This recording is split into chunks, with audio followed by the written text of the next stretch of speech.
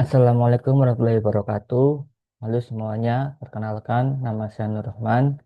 Dalam kesempatan kali ini, saya akan mempresentasikan hasil pekerjaan saya tentang pembuatan LLM agen yang bernama ScenicBot.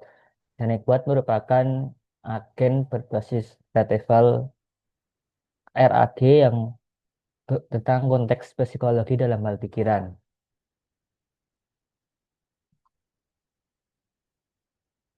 Selanjutnya, tentang latar belakang dan tentang bot. Seperti yang kita tahu bahwa LLM standar akan terkesan generalis, mereka sering memberikan jawaban tanpa sumber yang jelas dan akan memberikan pemahaman mendalam pada topik khusus seperti psikologi dalam hal pikiran. Hal ini tentu dikarenakan dalam LLM tersebut sudah disetting awal bahwa jawaban harus seaman mungkin.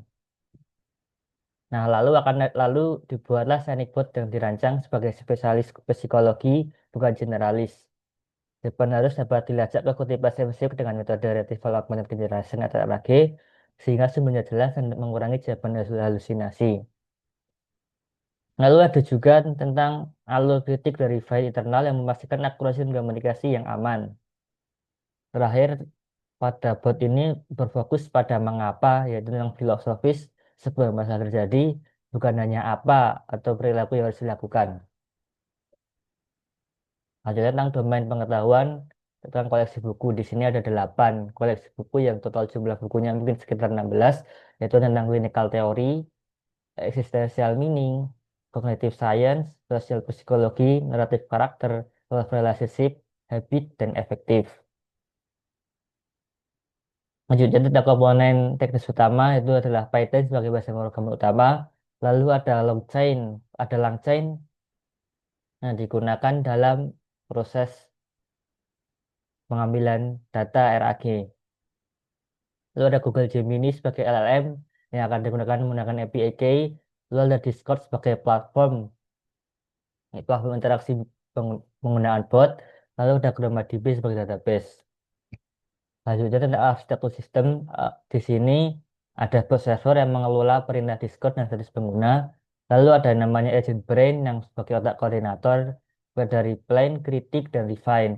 Lalu ada juga scenic agent sebagai agent hierarki inti yang mengatur prompt, retrieve, dan compress. Sementara ada data store yang sudah tahu sebelumnya yaitu ChromaDB yang menyimpan vektor dan ada juga storage berupa JSON. Kemudian mengenai alur kerjanya, yang pertama tentang pengambilan data. Pengambilan data yaitu dilakukan dengan membangun vektor store terlebih dahulu.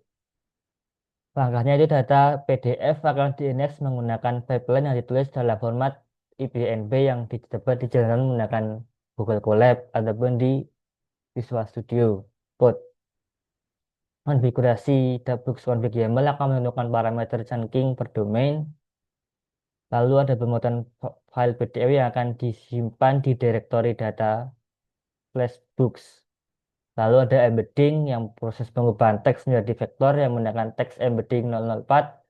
Dan terakhir ada penyimpanan vektor dan metadata berupa judul halaman dan sebagainya disimpan ke ChromaDB di dalam bundle Scenic. Hanya selanjutnya mengenai alur kerja, yaitu input dan retrieval. Yang pertama adalah tentang perencanaan atau plan, di mana agent plan membuat 3 sampai 5 langkah, yaitu dengan planet form untuk menjawab query. Lalu ada deteksi fokus buku menggunakan book finder yang menganalisis query untuk mendeteksi jika pengguna merujuk judul buku tertentu. Lalu ada retrieval and retrieve jika melakukan RG hasilnya kurang dari 3, maka agent brain akan mencoba lagi dengan retrieve keywords. Selanjutnya, dengan gender retrieve yaitu Scenic again membuat draft jawaban pertama menggunakan teks yang dikopresi. Lalu ada kritik, yaitu LM2, ya, kritik prompt akan memeriksa draft secara internal. Apakah didukung konteks atau rujukan cukup. Terakhir akan ada refine, perbaikan. Jika kritik tidak, maka LM3 refine prompt akan memperbaiki draft sebelum dikirim. Fitur lainnya adalah optimalisasi lagi yang sudah beberapa hasil sebelumnya ini tentang Bookfinder yang akan memprioritaskan pencarian pada buku yang relevan jika terdeteksi dalam query. Lalu ada juga retri yang dinamis akan menemukan kata kunci psikologi umum jika pencarian awal gagal. Lalu ada komparasi psikotes, ada format konteks compact yang tiga berupa tiga dokumen penuh, tiga diringkas yang untuk memaksimalkan relevansi token. Fitur lainnya tentu saja ada memori, yaitu memori jangka pendek, memori jangka panjang. Memori jangka pendek ini merupakan memori sesi saja yang dikelola oleh organization dan bot. Aktif akan aktif selama sesi dan dihapus saat end atau clear atau sesi berakhir. Lalu ada juga memori jangka panjang yang akan dikelola agent memori yang akan menyimpan log harian dalam bentuk JSON dan ringkasan bergulir yang kemudian disimpan di dalam directory storage memory. Lalu untuk evaluasi pengujian akan divalidasi dengan menggunakan unit test yang akan dibagi menjadi 4 file, yaitu ada test agent memory yang untuk memvalidasi penyimpanan dan pembacaan log, akan ada textbook finder yang memvalidasi log yang ada di judul, ada juga test agent brain utils yang memvalidasi pembersihan teks, dan test citation picker yang menguji heuristik pemilihan kutipan. Lalu itu ada perintah bot. Di sini akan ada 4 macam jenis. Yang pertama ada management sesi dan status. Ada new untuk memulai sesi interaktif untuk auto reply. Lalu ada end untuk mengakhiri sesi interaktif. Ada status untuk menambahkan status. Ada topik untuk menetapkan judul atau topik untuk sesi. Lalu ada pertanyaan dan RAG. Di sini ada komen X untuk mengajukan satu banyak langsung RAG. Lalu ada X in untuk khusus membatasi ke koleksi tertentu, lalu ada source menampilkan kutipan ringkas dari jawaban terakhir, lalu ada why menampilkan alasan dokumen yang dipilih, lalu ada konfigurasi yaitu berupa style yang mengubah persona ke bahasa jawaban, ada juga mode yang mengubah keluaran jawaban, ada juga in yang mengatur atau menghapus koleksi default di sesi ini, lalu ada DM untuk memberikan balasan ke DM atau channel. Terakhir ada data dan memori, ada collection yang akan menampilkan semua koleksi buku tadi yang berjumlah 8.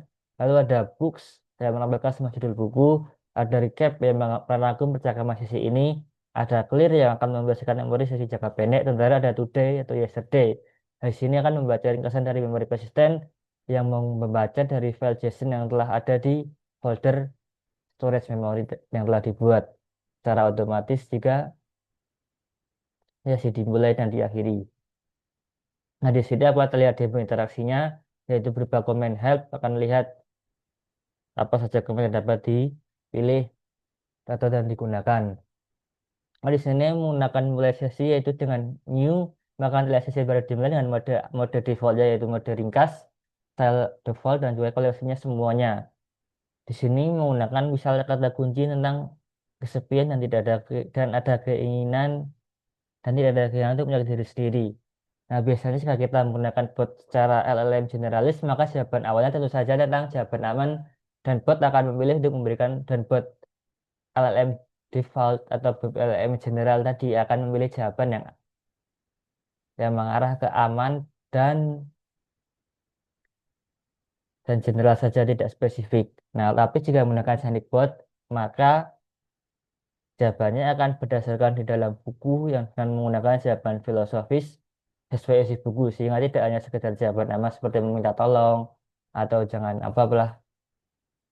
Nah, intinya maka jawaban bot ini sesuai dengan yang ada di buku jika memang ada. Lalu bagaimana jika kita memberikan pertanyaan yang tidak ada langsung di buku, maka bot juga akan mengakui keterbatasannya dan menjawab bahwa itu tidak diambil dari kutipan buku. Robot akan menjawab menggunakan penalarannya sesuai LLM prompt yang diberikan. Lalu jika di saat menggunakan penalarannya akan ada mengutip buku, maka tetap akan dikutip dari bukunya tersebut. Seperti yang terlihat di slide ini. Selanjutnya, jika memang bot melakukan penalaran dan tidak ada di buku sama sekali saat menalar, maka tidak dalam rujukan pun maka akan menjadi kosong. Ini akan menjadi model seperti LLM biasa, namun sudah menggunakan optimalisasi prompt-nya. Kemudian ini untuk yesterday maka dapat melihat untuk ringkasan pada suatu hari kemarin. Misal pada ringkasan tanggal 4 November, maka akan terlihat ringkasannya dari dialog yang ada. Lalu untuk new, maka akan lalu untuk ini untuk dapat kustomisasi dari mulai topiknya, yaitu tentang menyetel topik, lalu ada memilih koleksi yang di setel. Lalu jika kita mencoba memberikan pertanyaan seperti itu, apapun yang sesuai dengan modul manusia, maka akan menjawab sesuai dengan koleksi di dalam sosial psikologi. Lalu juga akan ada status yang melihat statusnya, lalu ada end untuk mengakhiri dan ada recap untuk ringkasan. Nah, mungkin begitu saja dari yang dapat saya sampaikan. Atas sekurangnya saya mohon maaf. Sekian terima kasih. Wassalamualaikum warahmatullahi wabarakatuh.